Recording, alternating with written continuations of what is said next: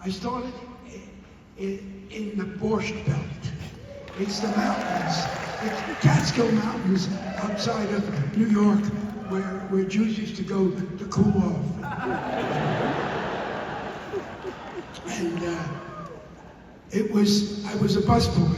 That was my beginning. And a utility actor. In case an actor broke a leg, I studied all the parts, even the female parts. I put on a dress. I'd be glad to do it. So, anyway, I'm at Butler Lodge. I'm at the sour cream station. I'm carrying tubs of sour cream.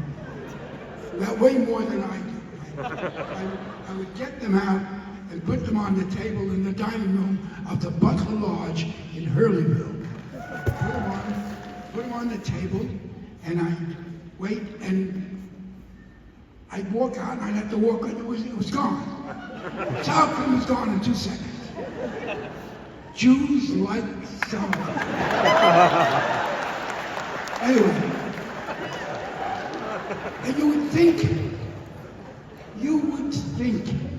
that with the terrific amounts of cholesterol, that, I mean, they wouldn't last a week. I mean, normally, if your cholesterol got past 200, you were worried. Theirs was like 2,200.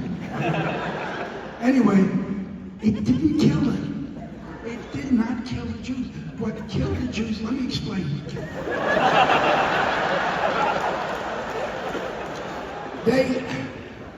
They loved to sing, and sometimes they would get a song in the wrong key. So they'd be sitting on the porch, 22, 23 Jews, and they'd start a song, and this is the song that killed them.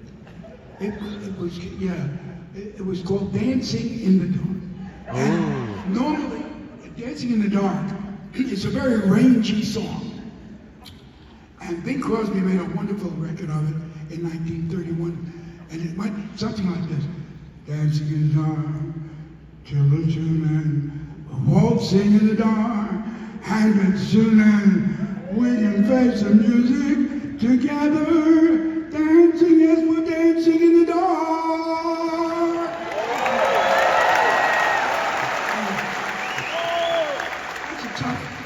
That's a tough song. It's very rangy. And you have to start dancing in the dark. If you don't start there, you're in trouble. So here's where the Jews started the song. Dancing in the dark, till the tune and waltzing in the dark, and the sun, and we can fight the music to that stroke.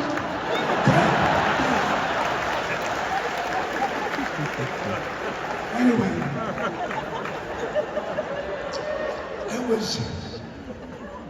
It was different. It was different. It's a different place to be. And from there, I got into summer stock and stuff like that. And finally, I wound up marrying Anne Bancroft. Woo!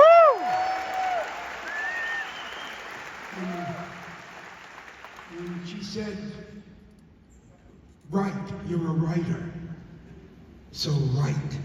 So I wrote an outline for a movie called, the original title was Springtime for Hitler. But when I finished it, I wanted to sell it. Wherever I took it, they said,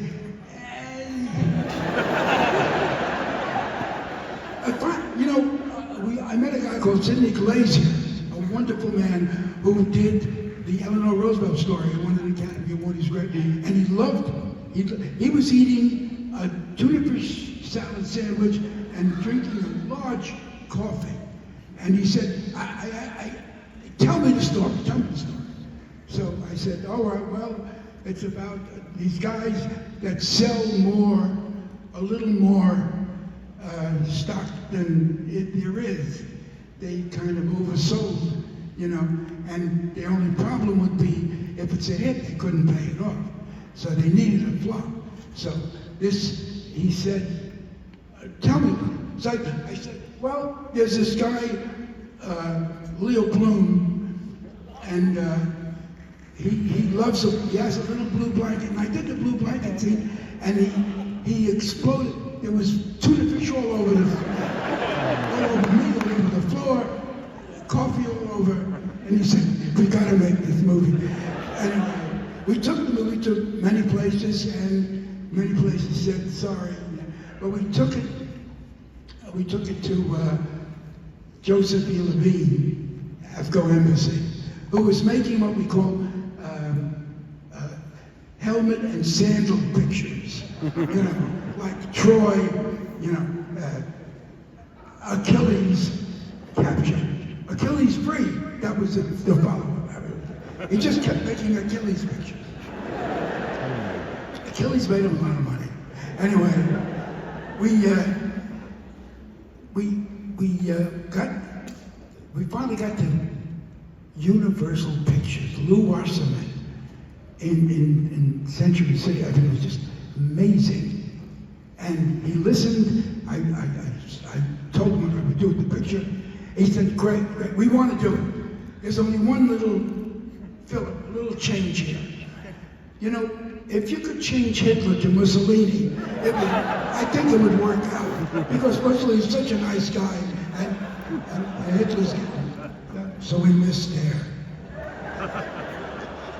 So we finally got to Joseph E. Levine, who said, who should direct it? And I said, I should direct it. He said, but you've never directed a movie. I said, yeah, but it's all in my head. I see it.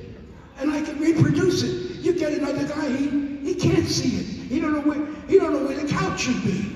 He doesn't know if Ula is a girl or a boy. He doesn't know. So he said, okay, you direct it. Don't take more than $1,000. I said, okay.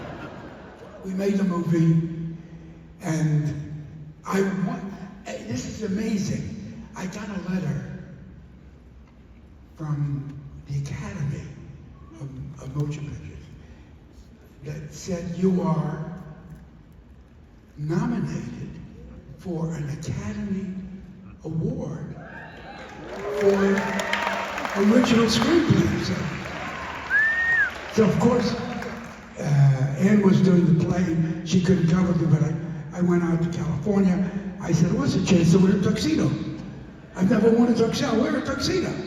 So I wore a tuxedo, and I said, I didn't have a speech because Stanley Kubrick was in the same category, original screenplay, for 2001. There was a brilliant director called Pontecorvo who did The Battle of Algiers, a great picture. I knew he would win. I said, there's no chance of mine winning, so I would just go there and wear my tuxedo and enjoy the night. But when it came to original screenplay, Frank Sinatra and Don Rickles, they called Mel Brooks.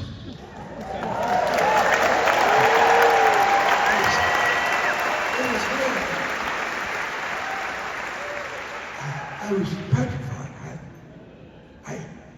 I didn't have a speech.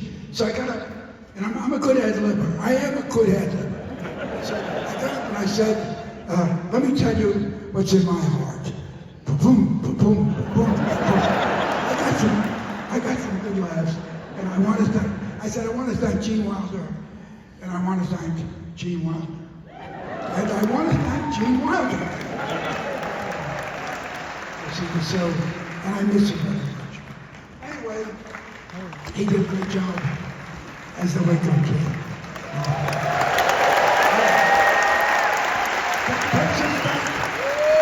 Takes us back to Blazing Saddles. I had a tough time getting that title too. Nobody wanted that title, but I knew it was good. Okay. I'm going to sit down with Kevin Solder, who's a gentleman. I like